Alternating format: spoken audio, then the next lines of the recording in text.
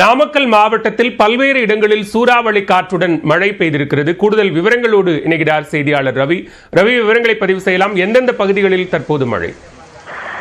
பாலா, அதாவது நாமக்கல் மாவட்டத்தில் பல்வேறு இடங்களில் இன்று மாலை சூறாவளி காற்றுடன் மழை பெய்து வருகிறது. குறிப்பாக நாமக்கல் மாவட்டத்தில் நாமக்கல் நகர், பரமத்தி சாலை மற்றும் எருமப்பட்டி, மோகனூர், காரவள்ளி, புதுச்சத்திரம், நாமக்கல் ஆட்சியர் அலுவலகம் ஆகிய பகுதியில் தொடர் மழை பெய்து வருகிறது. இந்த மழை அத்திக்கட்டி, ஆலங்கட்டி மழை, அதாவது கல்லுடன் சேர்ந்திய மழையாக பெய்து வருகிறது.